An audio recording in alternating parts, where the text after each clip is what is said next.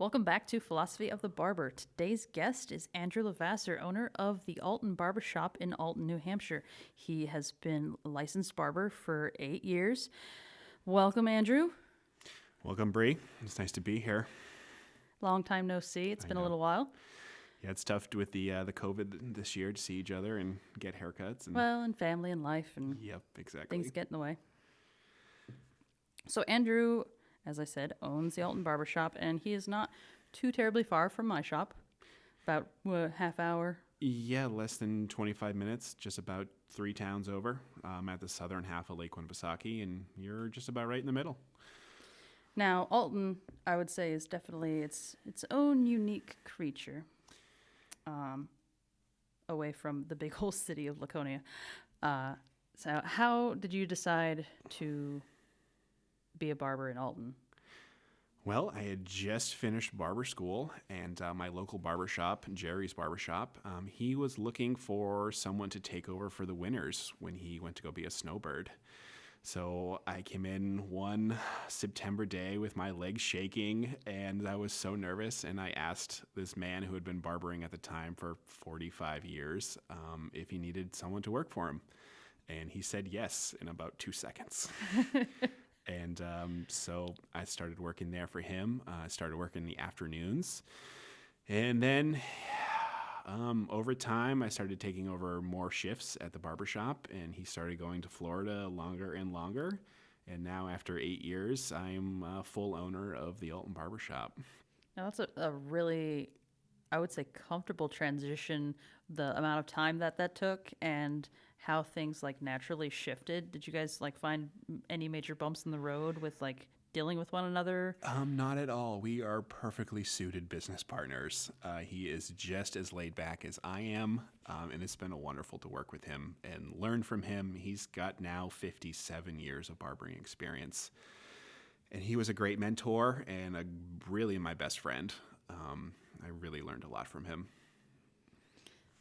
It's almost a little on the bittersweet side to see him make the trip down to Florida forever. Yeah, he's officially retired as of last week. We made the local paper on the front page, which was pretty great. He started barbering in 1964, actually here in Laconia.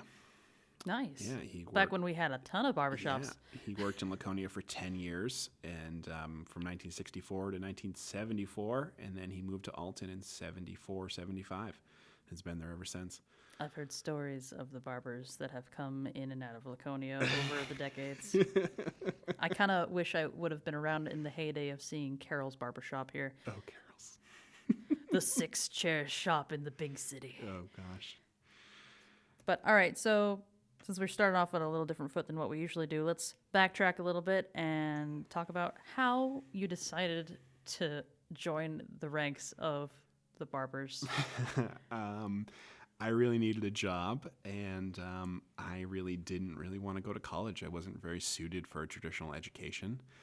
I had tried landscaping. I had tried parks and rec work with the town of Wolfboro. I had tried construction. I had tried gas station attendant. Just about every single manual labor job that you can get without a degree. It's very New Hampshire native of you. Oh, yeah, definitely. One of my jobs was a Zamboni driver for the town of Wolfboro. That was fun. Sadly seasonal. Sadly, very seasonal. And I had come to the point where I was just about 22, and I was working with all these construction workers who were in their late 40s, and they were all so beat up, and their knees were broken, and they were just looked so old and sad. And I was like, I got to get an actual career. And this girl I was hanging out with at the time, she was actually interested in barber school, and me being a young 20-year-old followed suit and went on a tour of New England School of Barbering and fell in love with it. And I said, you know what? Send it. Let's go. School's only 8 months, and it's pretty affordable. So yeah, that's how I became a barber. And for the audience, Andrew is a graduate of New England School of Barbering, like many of our previous guests, as well as myself. Fairly often, we do like to reminisce on the unique experience that we had in barber school, because it is not The typical. Not one bit at all, but it was wonderful. I loved all the students, and I loved the teachers as well. So, what's like one of your most traumatic? Because we don't cover trauma a lot on this show. But like, what was your most traumatic thing to happen to you in barber school? Because everybody's got one. Oh man, I was going way beyond my skills at the time, and I was razor cutting this guy's hair, and I put about a golf ball size hole in the back of his head, right down to the scalp. And I just like stand back, and I was like, oh boy, this is going to be bad. I look over at Mr. C, and he comes over, and his eyes just lit up like, oh, what did you just do? And I just stood there like shaking in my boots, and there was no way of fixing it, not at all, unless he wanted like a really high skin fade on this very old man with curly hair. And we talked to him about it, and he said he was totally fine with this gigantic hole in the back of his head. So he left, and I was a little ashamed and a little embarrassed, but I learned from it not to do comb over razor after that for a few months. Did he end up coming back? I don't really remember. It was a long time ago. It was so traumatic that I just blocked it out. I blocked it out. I don't remember the man's face. God, I don't remember if I was there for that. I remember that story being passed along the school. Oh, yeah. I don't remember if I was there that day. And I can totally remember the back of this guy's head and that big golf ball size hole in it. And just, oh my gosh, being 22 and just like, what did I just do? It's like when the first time you cut somebody's ear, hopefully the only time. Yeah. I remember, I cut somebody's ear. I was working at Sergeant's Barbershop in Chichester at the time. My first year in the profession. I remember the shop well. And this was an older customer who was on Coumadin. Oh boy. Thankfully, though, I don't know how I pulled this off. Like, I just like given him a V snip on the top part of his ear, so it didn't like all the way close, thankfully, or fold. Ugh, heaven forbid. And I was able to like apply pressure quickly enough that it barely bled at all. Oh, that's awesome. I was like, yes, for clotting. Yes.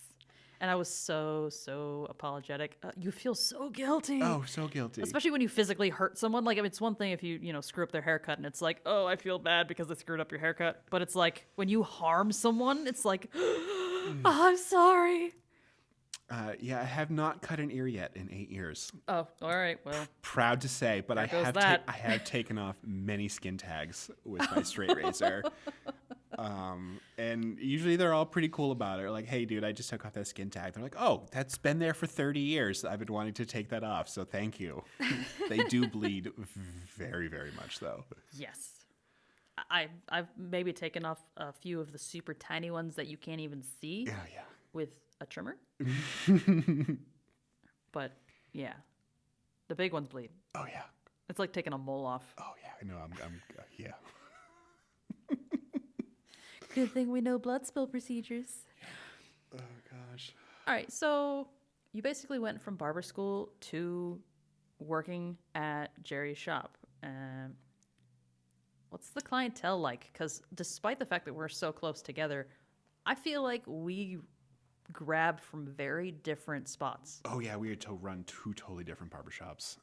Alton is very blue collary and very retiree over the age of 60. A lot of rich dudes who have retired in Alton because there's low taxes and there's a lake and it's beautiful, and a lot of small town contractors and landscapers and people who own their own businesses.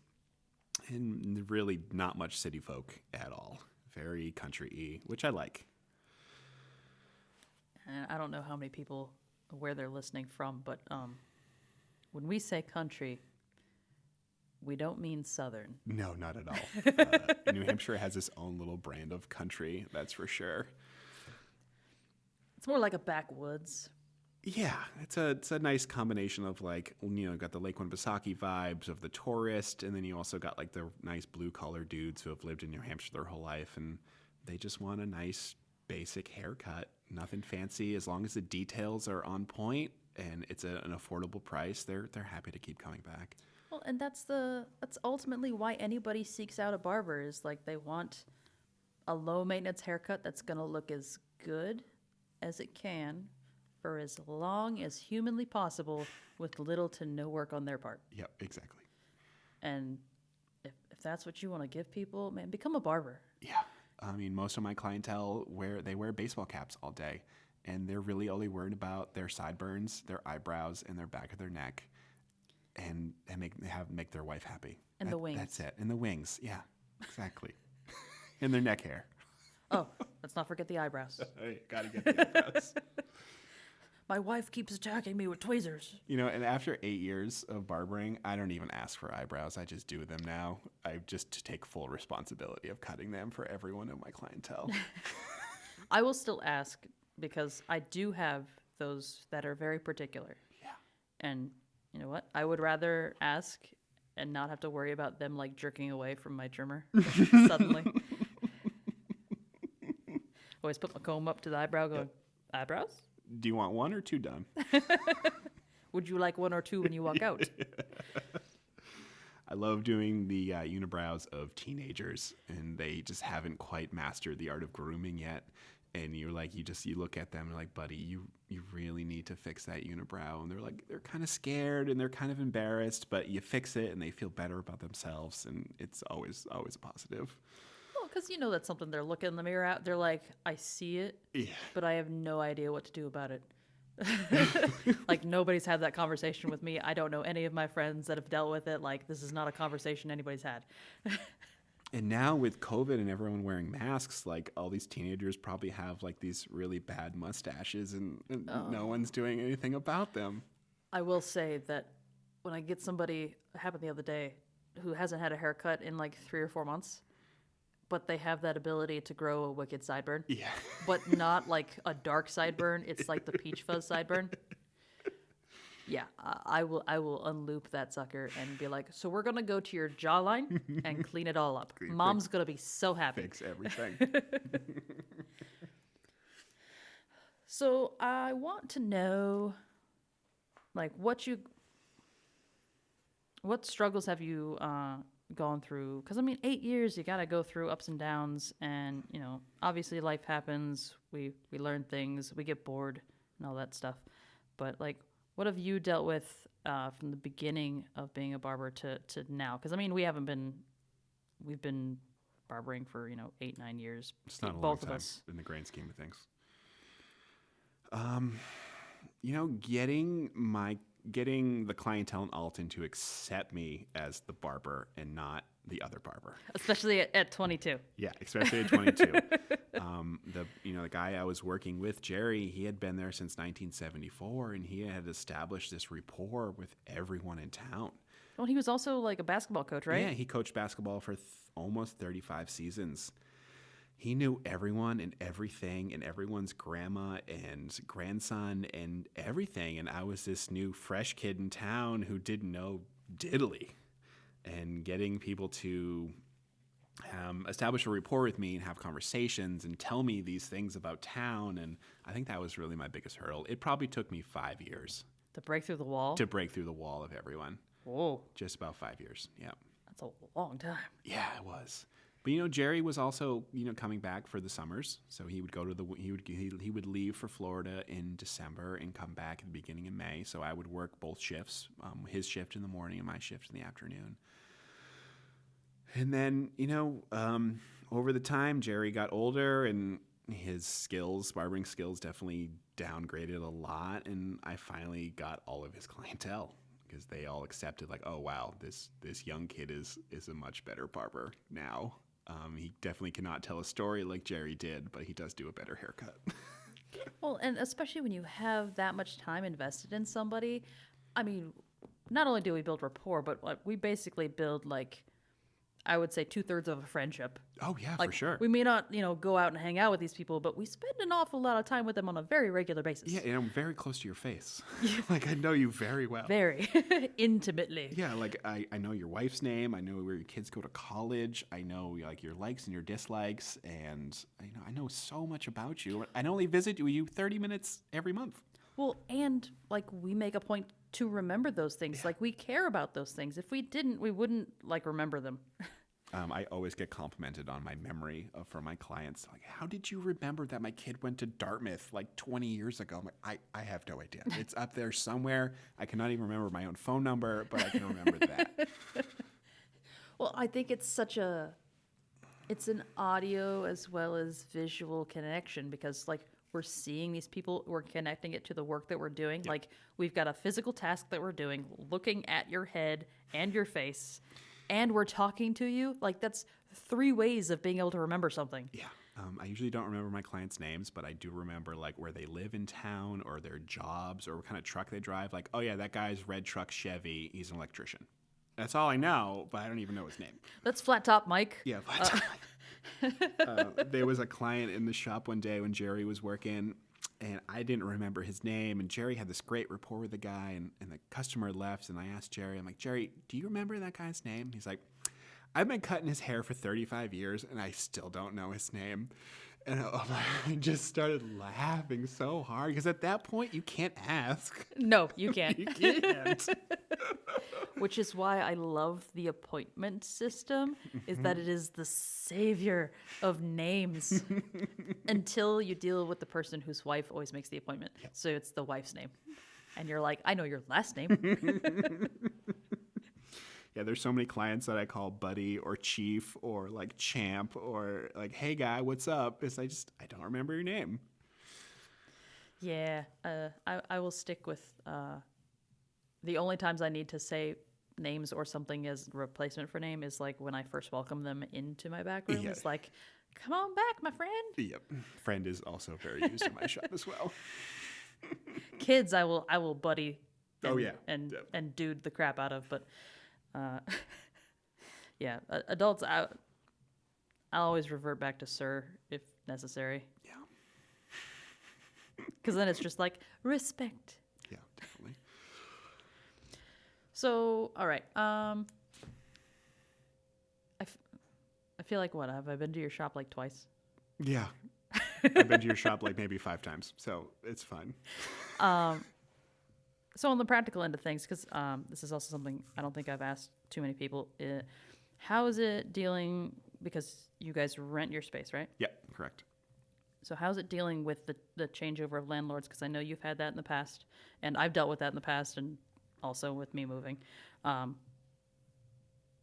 Because your shop is such a staple, has that really like helped you when it comes to like negotiating rent or like getting stuff like negotiated for fixing stuff? Because I mean, everybody's leases are different, but how's that been working with different landlords? So when Jerry first started the shop, there was this owner, and they had a handshake agreement.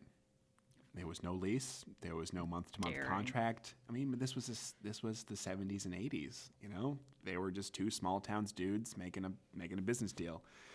So that went on from just about until probably 2015 when the building got sold. The original owner sold it.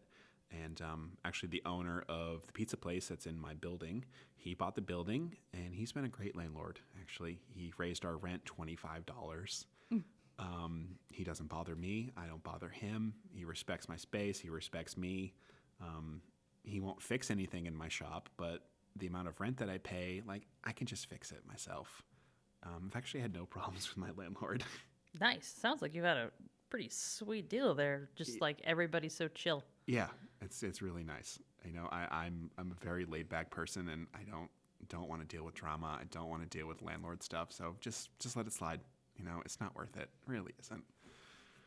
Now, I do remember over the years when we've talked once in a while, at one point you were kind of getting a little bored with the profession. Yeah, I was getting bored really with just the barbershop. It's a small town shop, and it's just me and the barbershop, just a one chair, and sometimes things get a little boring. But I passed over it, and I feel better about it. Though with COVID has been a new challenge of, I've lost a fair amount of business. A lot of my clientele are older, and they are scared to go out, and they're scared to make appointments. They're still getting haircuts, but their haircut schedule has changed. They're not coming in every 3 weeks to a month. They're coming in every 3 months, and they're getting the shortest haircut they can get. And that's been tough. It's been a lot of slow days and a lot of low numbers.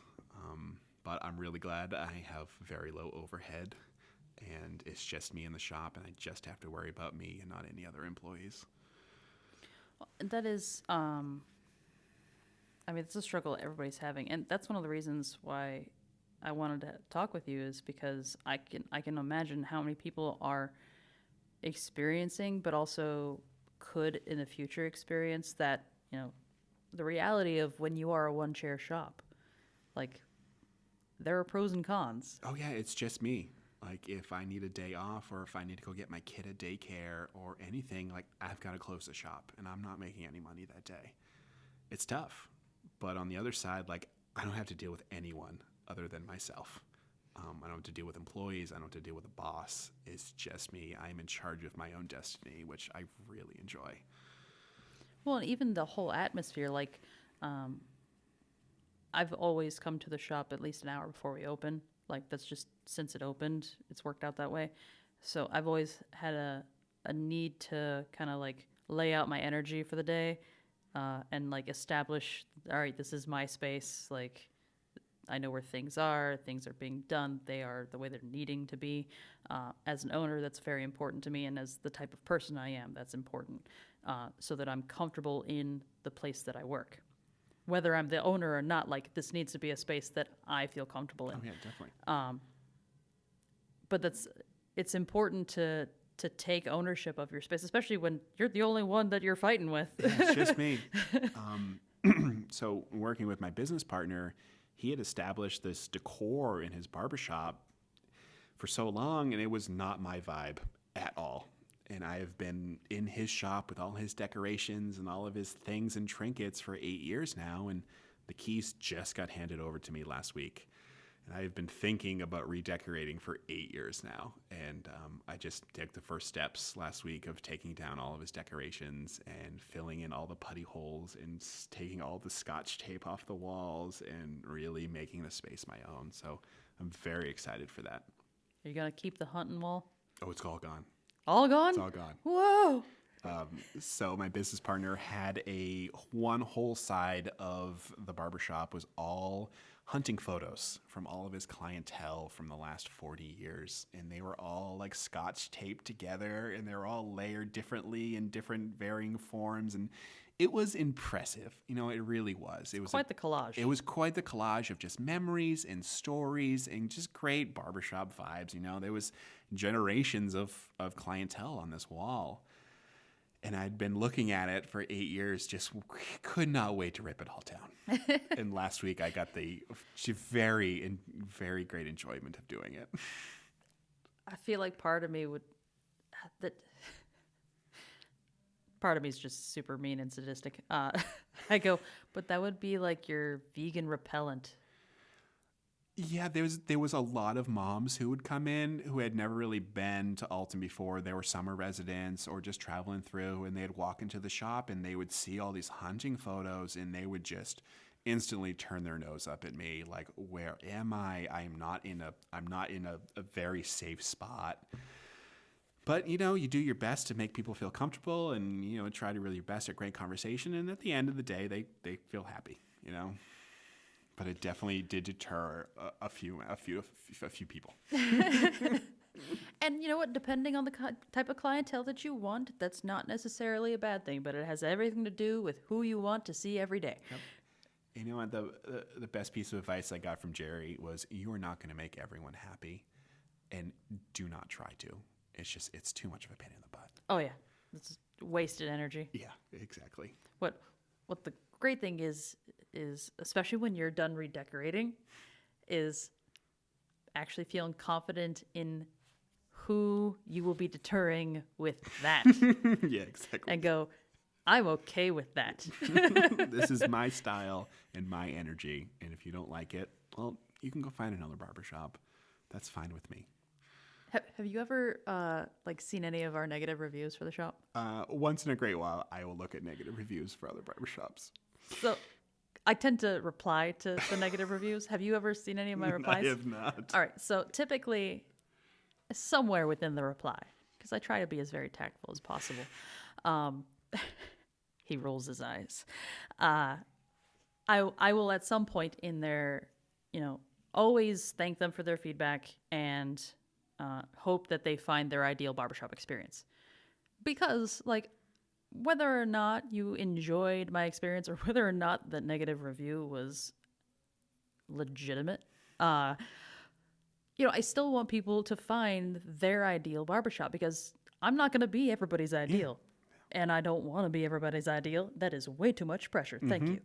But I still want them to find it. Yeah. And hey, if you've already found it, why are you coming to me? Yeah. Just keep going to your same guy you've been going to for 30 years. It works. If you're, quote, in a pinch, you could probably wait. Oh, yeah, for sure. And why are you leaving your original guy, Yeah. I was looking at one of our old negative reviews, and they were talking about they went to a shop that's not far from here, one town over, and I was like, "Well, why did you come here?" I'm glad you found them, and please, by all means, I hope you continue to enjoy your time with them. I had a client yesterday. I hadn't seen him for about a month and a half, and he's been a great client for about 3 years now. And as soon as he walked in the door, he's like, "Andrew, I'm sorry I cheated on you." And I just instantly just smiled and laughed. I'm like, dude, it's okay. And he told me the whole story about getting a terrible haircut in Algonquin, Maine. And it was just a riot. And, at the end of the haircut, he's like, "Man, I'm sorry I cheated on you. I should have came back." He's like, "No, man, it's okay. It was totally worth the story." Well, I love it. Man, I have so many customers that during lockdown especially, that was one of the things I was looking forward to when we opened back up was seeing what people did. Oh my God, the haircuts were great. They really were great. Well, and it's you got one of two camps. You have the camp that just let it grow. Yeah, it was good. Which, hey, you know what? Your choice. I don't fault anybody for doing whatever makes them feel better, especially during this year. Did you feel better afterwards? All right, then that's all that matters. It's great. Because it grows back and we can fix anything. And then the other camp of they did something, but we had 2 months. So it was the end of month 1 when they did it. And then they had another month to have it grow back. So it was fun, combing through things going, okay. Yep, you cut your temples, but you left the back real long, Yep. and then you cut your bangs. Or you get the Forrest Gump bowl. Yeah, oh yeah, or just the straight buzz cut. That happened a lot. A lot of those. A lot of buzz cuts. Lot of those. I gave myself a buzz cut, during Same, lockdown. but I was also rocking a buzz cut during the winter. Yeah. So kind of worked out. Yeah, there was a fair amount of haircuts. A lot of my older clientele just didn't cut their hair. Yeah. And they a lot of them said I haven't had this long hair since the 70s. And some of them kept it, and they were like, Yeah, I kind of like exactly. it longer. Yeah, I had a lot of guys who are like, dude, my wife likes my longer hair, so let's keep it long. I'm like, all right, let's do it. We'll just clean it up and make it look like a haircut now. Yeah, exactly. I think that's one of the cool things about this year. Silver lining here is that people are a lot more willing to try new things Oh, definitely. Yeah. because they don't have much of a choice. Yeah. Also, there's been so many hairy ears. Oh, And so many large eyebrows this year and nose hairs. Oh my gosh. Just the amount of ear hair I've cleaned out this year is just too much. Too much. Well, guys didn't get haircuts for 3 months and they don't have ear trimmers, and they ain't cutting it with scissors at home. Oh, it was bad. I feel like we need emergency kits to give wives. Because they're the ones that suffer. Oh, The guys don't know any yeah, better. No, they don't care. So, I mean, you've got such a, I don't want to say Mayberry. It's not quite that. It's pretty close. It's pretty Well, close. Mayberry-esque Yeah. situation in Alton. Do you just see yourself rocking the one chair status until you decide to find a young buck to pass it on to the way Jerry did? Yeah, I think I want to keep barbering until my daughter is past high school. She just turned 4 this week. Whoa. Yeah. Time flies. Time does fly. So I think I'm going to keep rocking the single chair shop for a while. I hopefully will make it over this COVID mess, and my shop will be back to normal walk-in only. And I'm going to keep barbering till at least another 15 years. Oh, is that it? All right. Yeah, another 15, you know? Well, she goes to college. Yeah, she goes to college, and then I think I might reassess my life. But yeah, I really do like the single chair shop, but there's definitely pros and cons to it, like we talked about earlier. Well, speaking of one of the cons, obviously the whole it's kind of hard to get out and see your fellow barbers Getting in haircuts. various capacities. Yeah. Getting a haircut As a barber is as very tough. the one barber in town is like, how do I do this? So actually, I got a haircut this week from my fellow barber, Chad. He's down in Farmington, New Hampshire. He runs Blue Collar Barbers.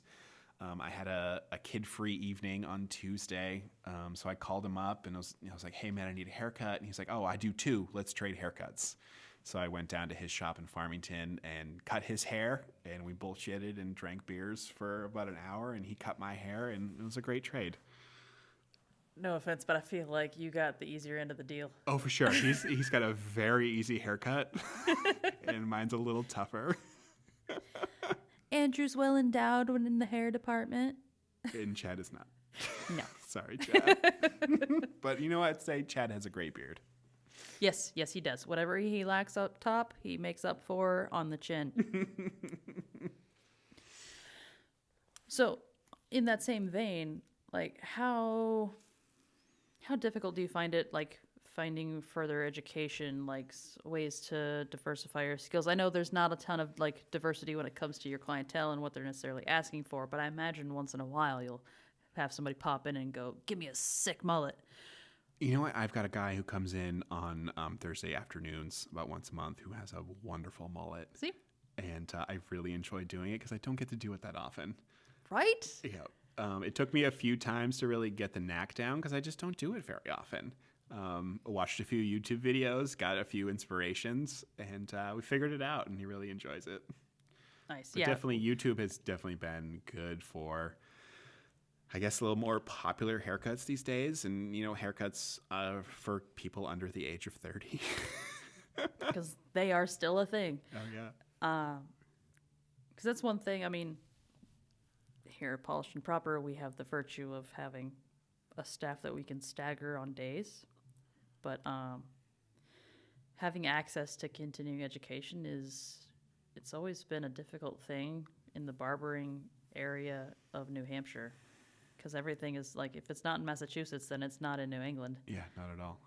And we only have one barber school here in New Hampshire, so. Well, now technically, we have two.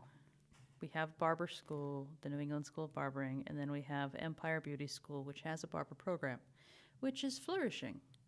It's good. I follow quite a few of their current students on Instagram. And we have to give them their due credit for adding to the 3,000 barbers we have in the state now. 3,000. That's impressive. Compared to the 1,000 we had. Yeah, when we started. Yeah. Oh man. With that being said, we have had a major resurgence in the last decade. Do you see more shops going to be popping up in the next 5 to 10 years? Because I mean, there's only so many chairs in the shops we got right now. Yeah. Luckily for me, Alton has no real estate available on Main Street. There is, I think, 7 hair salons in the town of Alton. Wow. 7. And I am the only actual barber shop. There's a newer gal who just opened up down the street. She does men and women's hairs. And you know what? I give her credit. She took some of my clientele during this COVID thing, but it's totally understandable. I don't see many shops opening up in Alton just because of those factors. And I've also, we've established this shop. It's been there since 1974, and people know about it. and they're going to tell their kids, and they're going to tell their grandparents, and word of mouth spreads pretty fast in a small town. I really kind of hope, though, that people start to migrate a little further north, because like those towns need a barber Yeah, in town. definitely. Because I mean, I'm sure you get people from Wolfboro and Moultonboro because they're just around the lake. Yeah, so I pull from Wolfboro, New Durham, Gilmington, Barnstead, sometimes Moultonboro, sometimes Guilford. So, and there's really not too many barbershops in my area. And being in New Hampshire, everything is 45 minutes away. Everything. Everything, because there's lakes in the way. Yeah. You have to go around bodies of water. But yeah, and the same with us, where our clientele, like we draw from several counties. Like we'll get people from Bristol Yeah. to Wolfboro to, I used to draw from Raymond. Wow. Thankfully, they've moved a little bit closer. That's Now good. they're in Chichester. But even Chichester's like not that far down the road from you. No, not at all. I'm looking forward to like having more. I want more barbershops in places, and like it's more like cities. Yeah. New Hampshire is like 11 cities, right? Yeah, sounds about right. Right. For those of you outside of New England, New Hampshire has exactly 11 cities. Everything else is a town. Mm-hmm. Like Laconia is the only city in Belknap County. Yeah, correct. So like a town can easily support one, maybe two barbers. Yeah, we've got Alton has a population of like 5,500. But in the summertime, we triple or quadruple our population. Same. Yeah. Laconia has like 16,000 because we're the bustling metropolis. But yeah, it can triple easily in the summer, which is like opposite of Florida. And I don't understand this. Why don't we have barbers that work here in the summer and then go work in Florida in the winter? Because they're busy in the winter in Florida. I would love to do that as like an older barber if I ever get the chance to. Just be a snowbird barber. Yes, because then you'd keep your clientele. Yeah, exactly. They're all moving down south anyways. They would be so excited, except for the fact that they would have to like live in the same community down there. Yeah. They're going to have to create like an Alton co-op and be like, gosh. all right, so everybody just buy outside of Clearwater. What about Tampa? How does everybody feel about Tampa? Oh man. Just go work in an over 55 community. You'd rake it in. You really would. Down there, they're cities amongst themselves. yeah. They have supermarkets in those little communities. Everybody just lives on golf carts. That'd be great. Have a mobile golf cart barbershop. Sweet. Oh, I don't even know what I would do living in a state that allowed mobile barbers. I don't think I could take it. Because I see so many cool things on Instagram. Do you Yeah. see the things that are like the retrofitted vans? Yeah. They're traveling around doing haircuts. They are neat. Oh man. Other states. Other states. Oh, New England. We're just so. I don't even know what the word is. Quaint. Quaint, old timey, stuck in our ways, salty. It's got pros and cons, Yeah, right? it's had pros and cons. We like our state debates on whether or not we should like have licenses for things. Yeah, It's exactly. the do we want to be free? That happened when we were in barber school. Do you remember It's happened like 4 times since we were in barber school. Yeah, we had a libertarian state rep who was proposing to get rid of the barber license in the state. And the owner of the barber school, Mr. C, he invited him to the barber school to give him it was like a demonstration on what barbers do and why we need licensing and why we need education. The bill didn't go through, so. What I remember, like, because I remember we took a field trip to the state school to talk to the committee and to testify to them as to why it's stupid to do away with regulation of our profession specifically. Even the president of Barbicide was there. Oh yeah. Which was like, okay. And I remember Mr. C went up to testify, and a bunch of other people did too. And it was like, you need to understand that what we do has way more to do with safety of the public than it does with cutting hair. Oh yeah. Like, let me talk to you about blood spill procedures and microbiology and like properties and disorders of the skin and hair. Like, it was a lot. But I remember specifically there was a graduate of New England School of Barbering who was a state rep. I think he was a state rep in Lee. Okay. Don't quote me on that. But he was a licensed barber from NESOB. And there was like this agreement that went around the state house because the libertarian guy had like a crazy curly fro and a burly beard. Seth Cohen. That was his name. Yeah. Seth Cohen. Yep. So that agreement was made because they were on different ends of the political spectrum that if the bill passed, Seth would get his hair cut by an unlicensed person. But if it failed, he would get his hair cut by a licensed barber. But the caveat was that it had to be Lee. Oh, gosh. That's awesome. And Lee was older at that point. Like, he wasn't actively barbering. He was spending all of his time at, doing state rep stuff. But so the bill failed, and they came to New England School of Barbering, and Seth came, and Lee did like the promotional like little snip here, for the photo op. But Mr. C got to have like a ton of fun, and like I remember that he haircut. brought over like hedge clippers and like just all these power tools that he has. It was like like an unlicensed person cut your hair with anything, right? Yep. And he did half of his face. Do you remember that? Like the whole one half of his head, the beard, the hair, everything done completely, and the other half was totally just him the way he was. And it was a fantastic photo op. Yeah, that was really good. That was a good memory from barber school. I'd almost forgotten about that. Yeah, me too. I find that when very passionate barbers are in their element, very fun things can happen. Oh, for sure. Great conversations, great energy, great laughs too. Absurdity. Yeah, as you can tell by our laughter for the last half an hour. Oh, yeah. So for some backstory for the listeners, we are currently sitting in my recording area, in the basement of the shop, after a very, very, very long Thursday of work. Agreed. On both of our ends. Yep. We've had a day. It is 2020, Yep. and we've had a day. And this is just before the election, because this will not air until after the election. Oh, man, it's been heated. So just understanding what you're listening to in the point in time. Boy, and every customer I've had in my chair recently, like this week, has brought up something. Oh, yeah, definitely. And it's not even like a partisan thing.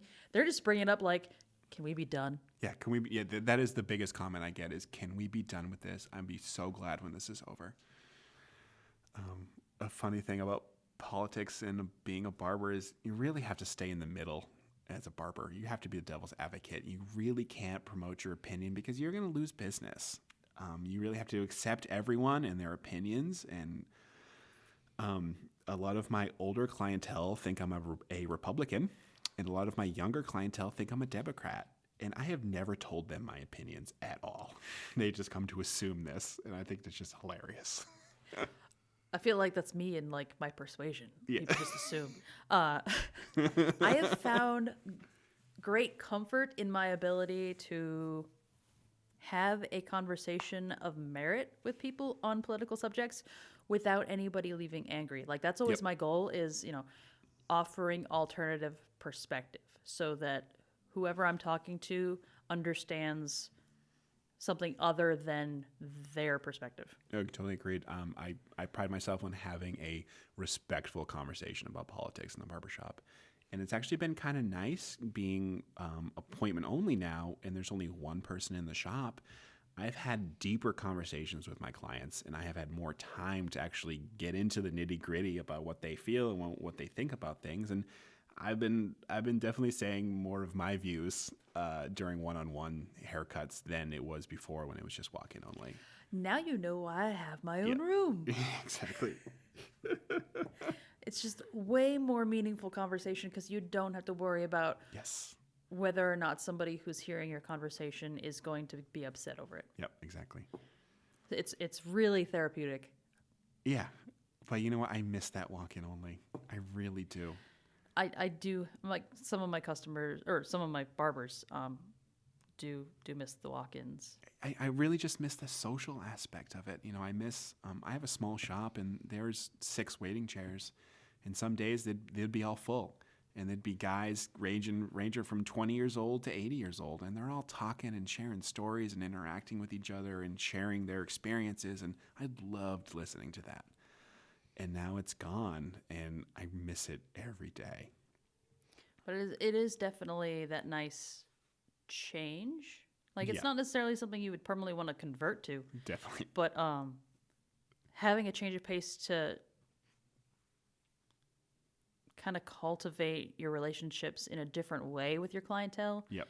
is, I think, a great opportunity to make a more well-rounded, more firm connection. That, like, the ones who stay with you through this are the ones that stay with you Oh, until yeah. they're dead. Yeah, for sure. Like, Yep. whoever dies first, you or them. Yeah. And, I mean, that's great. Yeah, it is great. Yeah, I've definitely bonded with a lot of my clientele pretty well this year with the COVID haircuts, and a lot of them came to see me when it was lockdown as well, and I'm very thankful for that. I'm very thankful for people that bought gift cards during lockdown. Yeah. I tried the gift card thing in Alton, but no one really knows how to use the computer in Alton. So a lot of folks just like dropped envelopes off at the barbershop with cash. So that was pretty nice. See, I feel like you operate in a different time just because of the dynamic of your town. Yeah, oh, definitely. Like we have to be a little more. I mean, 5 barbers, Oh, yeah. lot of clientele, like Yeah. and coordination. So it's just a different animal. Yeah, totally, for sure. But it works so well for you there that don't mess with something that ain't broken. Yeah, it's been working since 1974. I'm going to keep on running it as best as I can. Consistency. That's all that matters. Yeah. I will say that I think one of the perks of being a barber right now, in 2020 specifically, is that we've had the opportunity to reassure a lot of people. Yeah, that everything's going to be okay. Well, and that, like, even when you, like, don't believe what you see. Because, Yeah. I mean, this is me, like Dave Karen, like, comparing the world to barbering, all right? We're about to get deep philosophy. Let's hear it. All right. So our job as barbers is to make you look a certain way, right? Yeah. Well, if anybody knows it, like, it's not about everything being the same length. It's about it looking the same Yeah. length. So in essence, we are illusionists. Yeah, for sure. Like, we are trying to make your round head look oval. We are, trying to make something look like it's supposed to be one way, even though it's not really. Like, that's our job. We are temporary magicians. We just don't have magic wands or clippers. Yeah. And we work within the realm of physics. So our whole job is perception. Well, it's kind of like, because we understand this concept, we can apply it to the world today and go, look, we of all people know and understand that you cannot believe what your eyes are telling you. Yeah, not at all. Like, just because you are seeing the doomsday flashy panic thing of, like, fight or flight, that's not necessarily reality. Yep. And here especially, going, like, you can't believe what you see on whatever box you're looking at. Yep. It's the believe what's happening in your town. Yep. And To we're your neighbors. still in business. Yeah. And you see a lot of hate and anger and destruction. You go, yeah, but look at us. Like, we don't have to agree on things. Yeah. That's okay. If I can still cut your hair. Well, and I'll still like you as a person. Oh, for sure. Just because I disagree with how you do your job doesn't mean that you're a horrible guy. Yep, exactly. So I think that offers great reassurance, going, look, all right, you know what? Don't get all crazy. Pull it back. Yeah. Bring it back to like where you are now. And go, all right, I like my neighbors. We don't agree on where the fence should be, but we'll still go to church on Sunday. Yep. Like, I'm not going to feud with him over something stupid or, temporary. Yeah, that's a good point. So I like those things. It's like, let's pause for a second before we get all crazy. It's nice being that stable thing in people's lives, getting a haircut, because lockdown happened and everyone's life just got thrown into a blender and none of the normal things that we did happened anymore. And then when barbershops opened back up again, people were so thankful to get just a little slice of normalcy. And I think in addition to that, because that's for sure a major factor, but there is a major difference. Because, we all have those clients that we see once a quarter. Yep. There's a major difference between going 2 months without a haircut and having to go 2 months without a haircut. Exactly. There you go. If you do it because you just lost track of time, it's fine. But if somebody is constantly reminding you that you are not allowed to do it, yep. You really, really, really, really want to do it. I feel the same way about chocolate. Like, as soon as I tell myself I can't have chocolate anymore, I'm like, no, I really, really, really want chocolate. Yep. I really want that pizza from next door. I'm going to get it. I think that is an oddly American problem. We really don't like being told we can't do or have things. Oh, yeah, definitely. Especially here. Like, the live free or die state, like, we may have a crappy flag. We may not really care so much about, like, what color we are as a state. We don't take great pride in a lot of things. But that live free or die, we take great pride in and are like, don't mess with our state. Yeah. You came here for a reason. Mm-hmm. You came here for cheap taxes and pretty views. You want to live the way you want to? Go for it, but don't make anybody else do it. Yeah, exactly. I had this theory of why we had such low COVID numbers this year is because us New Englanders are so salty. And the COVID didn't affect us because we just had such an angry demeanor. Well, that wall that we spoke of earlier, 5 years, that is a thick wall. Yeah. I find that the average New Englander has about a year-long wall. That's your probationary period as an outsider. Yep. As somebody who moved here about 10 years ago. Took about a year. Not horrible, but enough to be like, all right, well, like, they're not going to be super friendly to just anybody.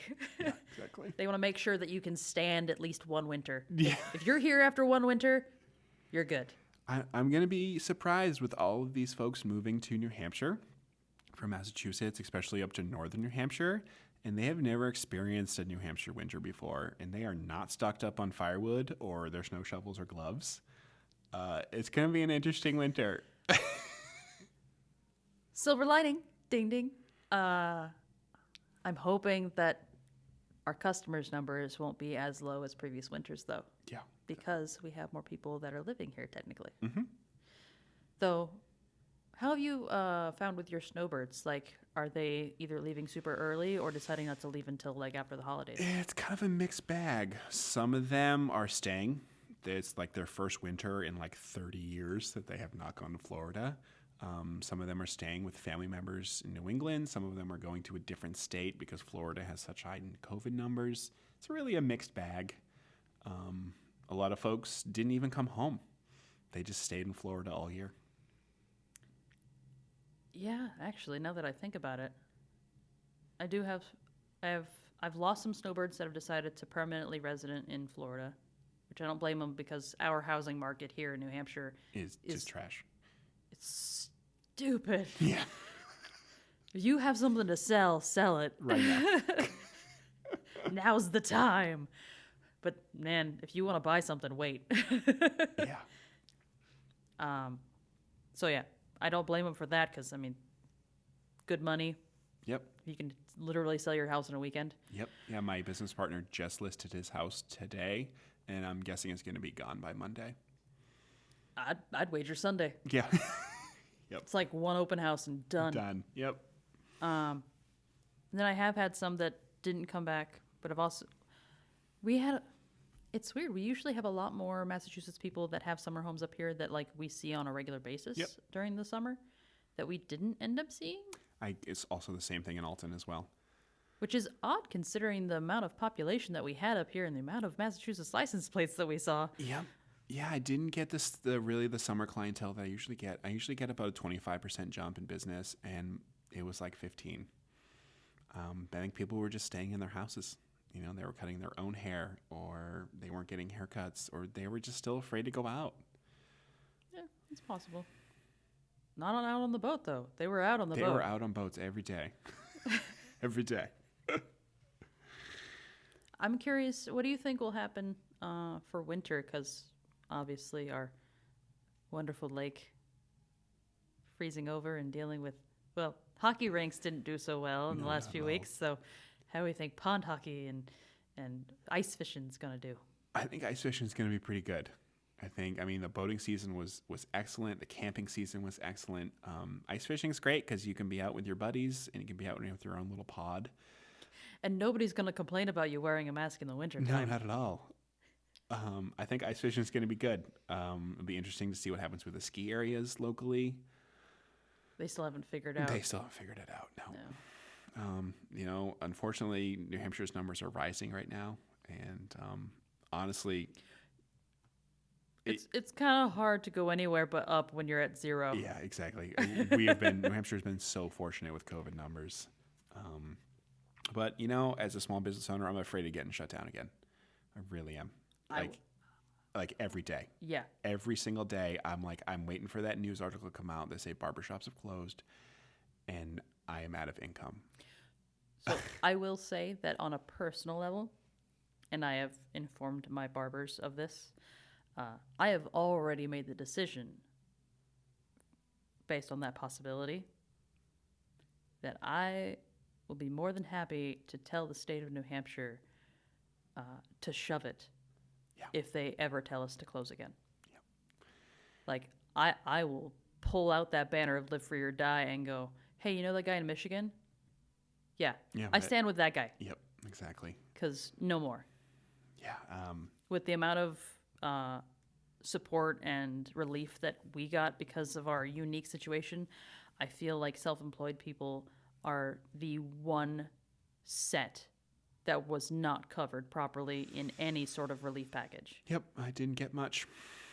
It hurt. It hurt really bad, and it made me question being a barber. It really did.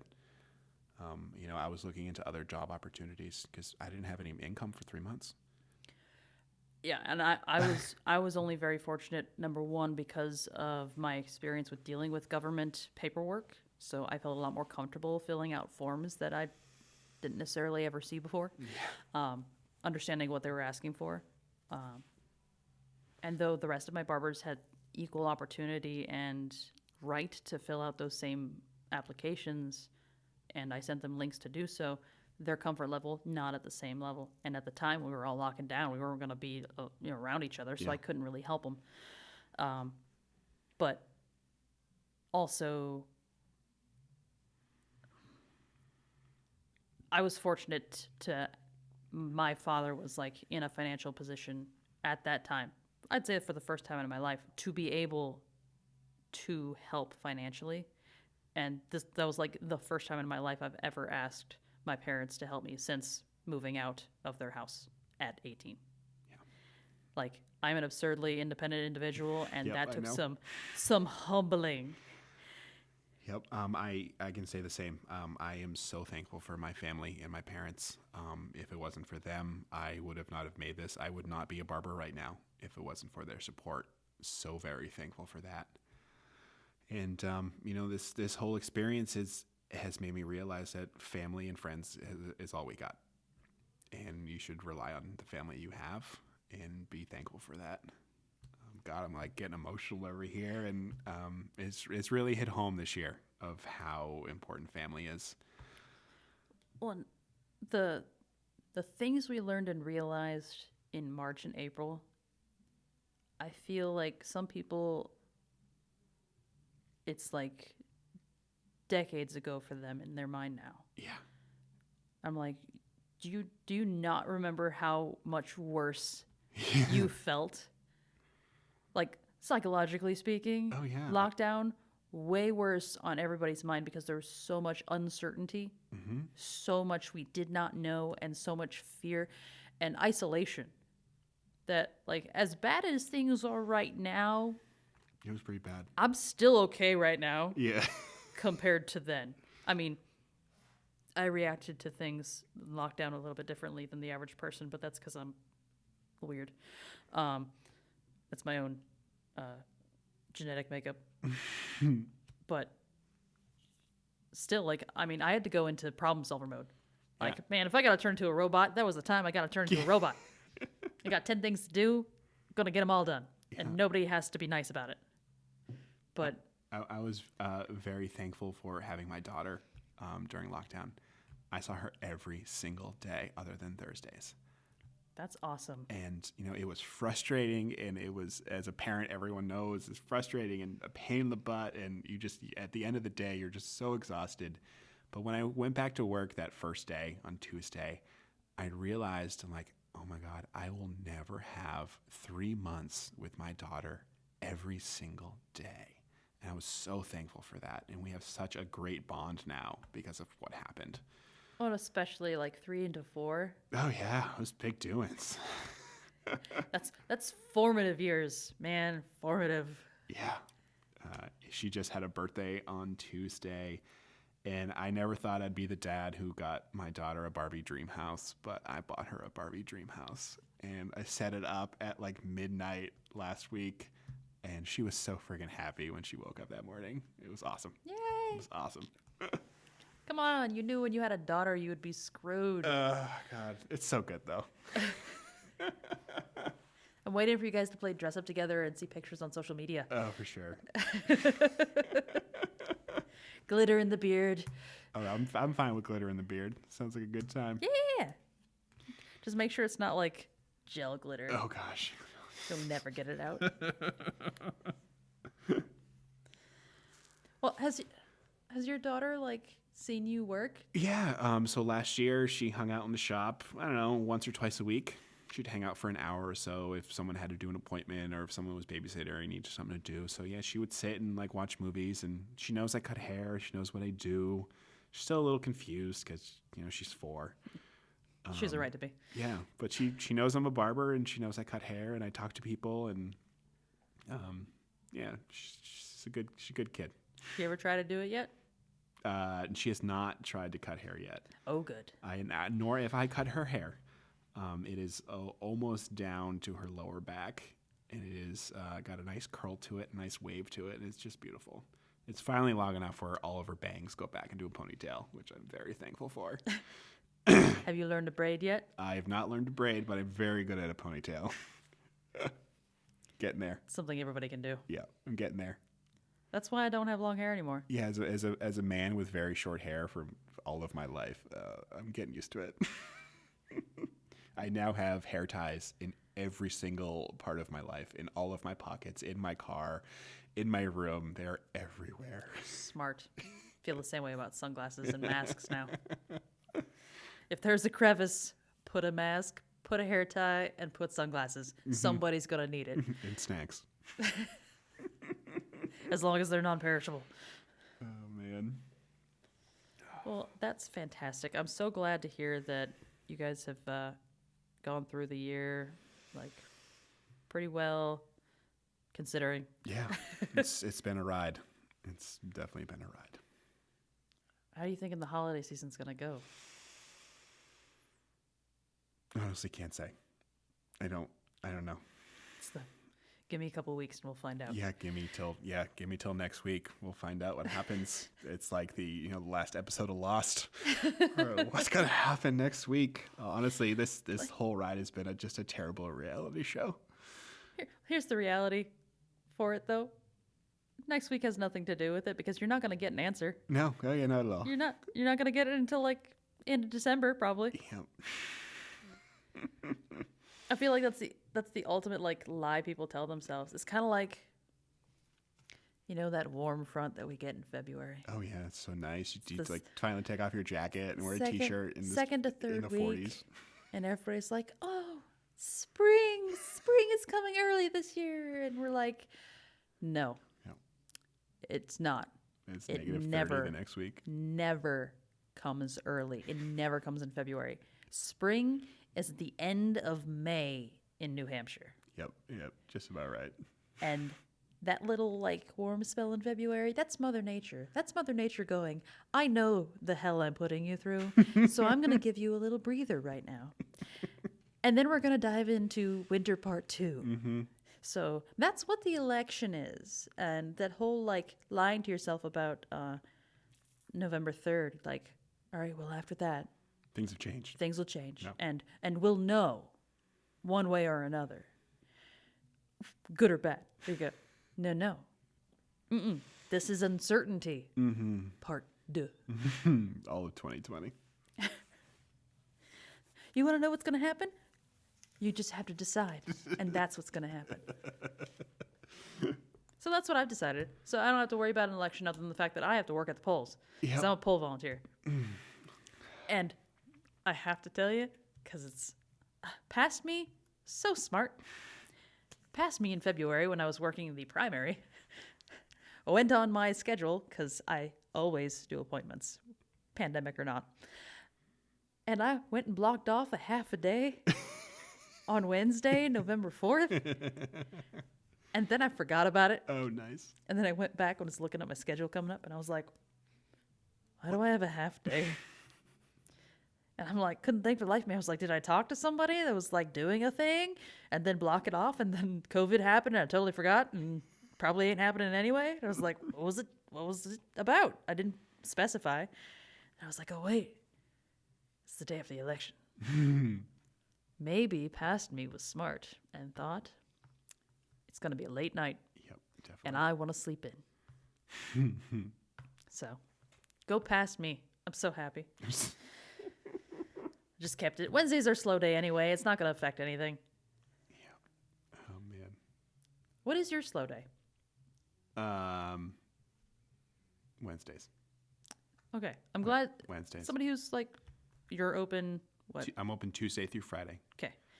Yeah. Traditional, typical barber hours. I'm glad that is not like a weird, like if you're open 6 days a week, you're going to have a weird lull in the middle. Yeah. I've had all kinds of hours in the last 8 years. I was open. I was working like 12-hour days when I first started barbering. Yeah. That was a little much. Yeah, a little much. But you know what? I learned a lot of great things, and I made a lot of great money, and I was very happy I did it. And, got married and changed my hours from then, and then got divorced, changed my hours again, and then took a lot of custody of my child, changed my hours again.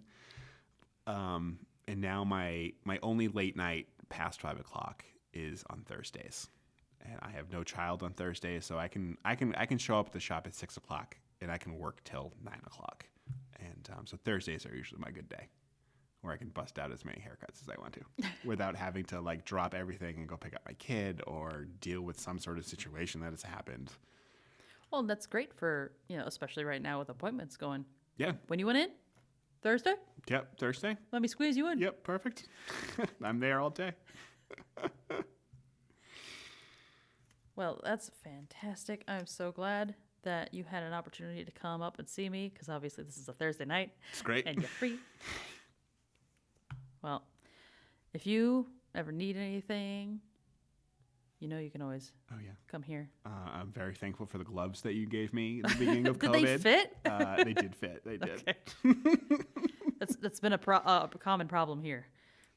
I have some barbers that have cat paws. Oh, yeah. The fingers, fine. The paws that are like massive. I've actually got to order more gloves coming up soon. The price of gloves have doubled. Really? Yeah. Or I was getting them, they doubled. So. I was like, where are you getting? I mean, I still can't get Barbicide wipes to save my life. Oh, yeah. The glove company that I was using is been back ordered since May. Yep. Whoa. Yeah. Whoa. Well, if you need a filler box, I got Okay. extras. Good.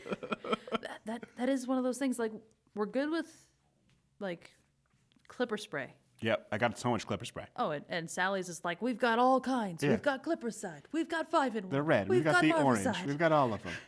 What smell do you want? Tyler is very particular. He's a clipper side man. Yeah. I'll just go with the 5-in-1 on a Yeah, 5-in-1 is great for me.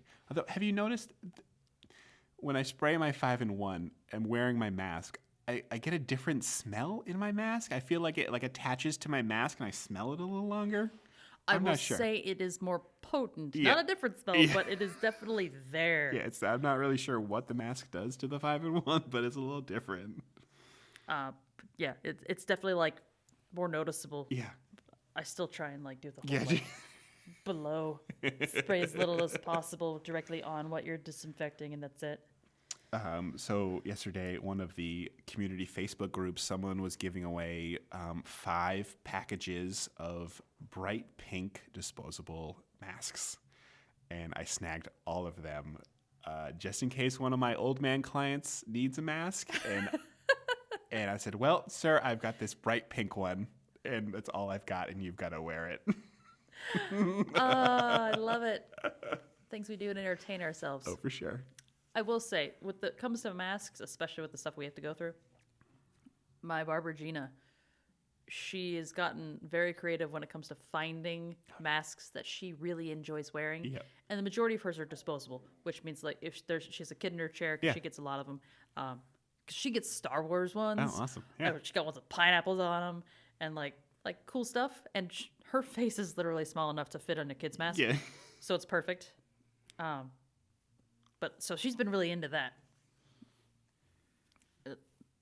Yay for Star Wars, because she had converted to Star Wars during lockdown. If it wasn't for lockdown, she probably never would have had time to dive into that. And now she's just all about it. There's been a local lady in New Durham, the town next to me, and she's been making all of my masks for me. And Really? she has great patterns, and I've got all these cool space ones and all these cool plaid ones and paisley stuff, and they've been really awesome. Oh, and I'm just that corporate junkie that's like, Disney made masks. They can match my sweatshirt. So now my beard is long enough where it hangs out below my mask. So it adds this whole nother dimension to my face. I got the mask and I got the hair, and then I got this beard that just dangles down like 2 inches below it. Have you had with customers them like specifying for their beard trims that you make it so they don't have mask face? I've not done beard trims. I've stopped doing it. I didn't feel comfortable. I've got a young child and I've got old parents who I see every day. I've stopped doing beard trims. Understandable. Yep. We have one barber, like he'll do a beard trim, but he won't do like prolonged services like shaves and stuff, even though we're allowed to do them. And that's everybody's choice. It's all about preference and how comfortable you are. But that is something for beard trims that I do. Is like, can you make it like full, but can you make it so that I don't get that line with the mask? My beard gets just straight matted and it's all like tangly and gross, and I always have to brush it after I take my mask off. It's one of those things. It's like so unintended for consequences for things, but it's like, we have to adapt. That and my mustache. I have to keep my mustache short because my mask it sits on my mustache and it just tickles and it makes the smell worse. And oh my God, it's terrible. Oh yeah. Tyler was like bugging earlier. His mustache was bugging him in the mask. And he wears the disposable ones too. So they got the fuzzies on the inside that your facial hair will just like attach to like Velcro. And then it just like slowly shimmies the more you talk. One of these days I'm going to write a pamphlet about things you need to know about growing a beard. Yeah. You will eat it. Oh, you will wake up and you will be eating it. Oh, yeah. You will floss with it accidentally. It will be wet when you wake up. And you will never know why. Oh, God. Yeah, it will get caught in your zipper or your buttons at a certain point, and it's going to hurt. Especially now we're getting into fall and it's cold. You have to be careful. You gotta put your chin up to zip up because it's gonna get it. Oh yeah, it's gonna get it. I feel like that's just as bad as like catching anything else in a zipper. Yeah, if you had like longer hair as a woman or as a man with long hair too. Oh gosh, I took out a pig dreadlock last week. Oh yeah. No, You this sent me week. that picture. This week. Tell the story. This man came in and he had like a longer ponytail and a baseball cap, and he had just gotten out of the hospital. He had been there for almost 3 months. He got hit by a car on his bicycle, and he had this very large dreadlock that had happened to him during his hospital visit. And I guess none of the nurses or none of the doctors took care of his dreadlock. So he had longer hair, probably down to his mid-back, and he came in, he was like, what can we do about this? And I hemmed and hawed, and I was like, what am I going to do? Like, I really just want to cut it off just to be satisfying. But it was like the size of... Yeah, it was like an old school pager. Like, it was... There you go. Yeah, it was... I hope you guys know what a pager looks like. I combed out the rest of his hair. It was matted and it was pretty bad. Combed it all out, made everything even, and then went to work on this dreadlock. And I was splitting it apart with my shears and trying to comb it out, and I ended up taking most of the dreadlock out, saving it. But his long hair was long enough where if you put it back in a ponytail, you couldn't even notice that he had been missing a whole bunch of hair. But he was so happy. And he said his sleeping was going to be great because he wasn't going to have to lay on it. I charged him $10, and he walked out of the door happy. Nice. Yep. Well, I mean, because it's preserving as much hair as you can. Yeah, And I mean, exactly. that is one of those things. Like, not a lot of people are willing to deal with that. Yeah, no. I talked to another barber in another state. He's like, nah, I don't deal with dreadlocks. I was like, but Why? This guy needed help. He needed his haircut, and he was down on his luck. Like, yeah, of course, I will try my best to take care of whatever you got going on. Well, especially when it's the back of your head. It's like dealing with somebody with a comedone on a neck. Oh yeah, Like, you can't expect them to deal with it. They can't see it. can't see it. Yeah, But I mean, and that is such a. It's one of those like little mercies. yeah. It's like we are fully capable of solving this problem. Oh, yeah. And not by just buzzing it off of them. Yep, Like, we take a little time, we take a little patience. yep. We Like, fixed it. And especially with somebody who usually rocks long hair, going, look, it's not his fault. Like, he wasn't taken care of properly while he was in the hospital. Yeah. Like, can you expect somebody who's been hit by a car in any capacity? To brush any sort of hair. Yeah. Yeah. But he was happy, and he had a smile on his face, and I hope he comes back. I really do. He seemed like a nice guy. Awesome. The dreadlock incident of week end of October. Write it down. Yeah. That's why we take pictures. Sometimes. I have a bad habit of not doing that. But at the same time, like, every once in a while, we'll get those unique individuals that require some more privacy and patience. Yeah. That is another nice thing I like about my room, and probably a fortunate thing having a one-chair shop and Definitely. being appointments right now is that privacy is not just like for having conversations, but it's also like, you know what, somebody might not be comfortable. Like, they might have to go through a change Oh yeah. that they're not necessarily prepared for, but needs to happen. I've gotten more comedones during this year. Yeah? Than any time of those in 8 years of barbering, because it's just me and the other guy in the shop. There's not 3 other dudes kind of judging or thinking about it, or like, it's kind of tough to be like, hey dude, quiet, like, you've got a really big comedone in the back of your head, I'm gonna get it, when there's 3 dudes in the shop. It's kind of embarrassing for some guys. Oh, I straight up go, Oh no, but now it's just me in the shop and the other client. I'm like, hey dude, you got a comedone, I'm getting it for you, and they feel a little more comfortable. I don't even tell them it's a comedone anymore. I just tell them, hey, I'm going to take care of something on the back of your neck real quick. And it'll either feel like a pinch or it'll feel like I'm stabbing you in the brain. Yeah. You cool with that? All right, cool. Yeah, definitely one of my favorite parts of the job is getting rid of comedones. I had a guy who had, you know how you get mechanics and stuff? Yes. Who, like, you can just tell some part of their profession, or maybe it's Yep. just their complexion, where, like, they get quite a few comedones around the Yes. neck. Mm-hmm. They don't know. They can't see. Like, Yeah. how are they supposed to take care of that? I had one that was like that today. I was like, and it only his second time in the shop ever. I was like, all right, look, I'm going to take care of something on your neck. I'll either stab you in the brain or it'll pinch a little bit. He's like, okay. And then I go after it, and he's like, so do you guys find that, like, gross? Because he figured out what I was doing. Yeah.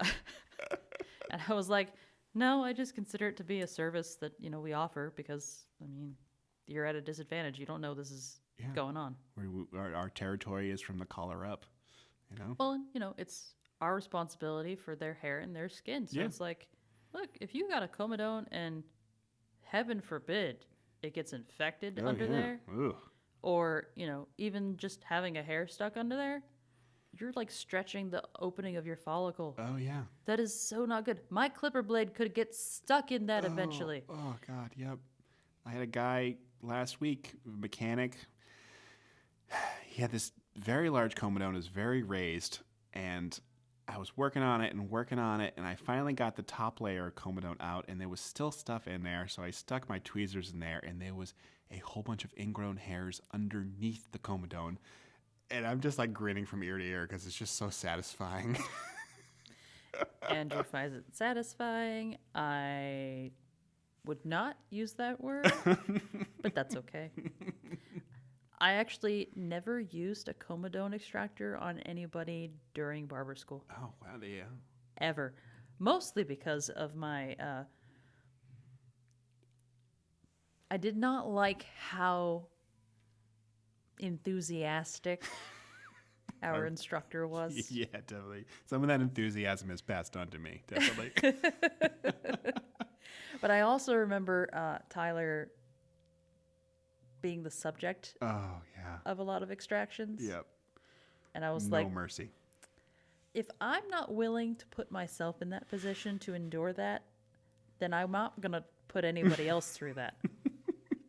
But eventually when you do a bunch of skin fades and flat tops all day, it's just like, technically I did this to you because of the abrasiveness of this service. Oh, yeah. So, all right, I'll consider it to be like a service to you because either I caused it or because you can't see it. Yep.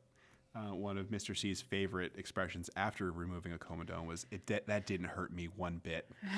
And I've used that a few times. We're getting out a big one. It's like, oh, that didn't hurt me at all. And they always chuckle. And I think I'm just the weirdest barber ever. And see, I can't get away with that because that's just not my personality. Yeah. I just have to be brutally honest and go, look, either it's going to hurt a lot because I have no mercy because this just needs to get done, or it'll just pinch a little bit. And I don't know which one because I've had Marines that cried in the chair and I've had like kids that were like, I didn't feel anything. Yeah.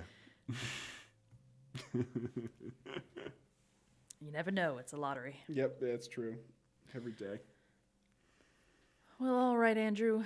It was so nice having you here. It's great being here. I really hope that we don't go a couple years again. No. Like we did. Yeah, for sure. But we're going to keep an eye on you on social media because it may not be barbering related at all times, but I still keep track. It's like never barber related. So... That was the thing that was outside the barbershop that happened. Oh, gosh, yeah. It counts. I'm not getting into that. No, I'm not getting revved up again. All right. Well, we hope that you continue to listen, and we're going to keep an eye on you. Thanks for coming and talking to me. Awesome. Thank you so much, Bree. It was great being here.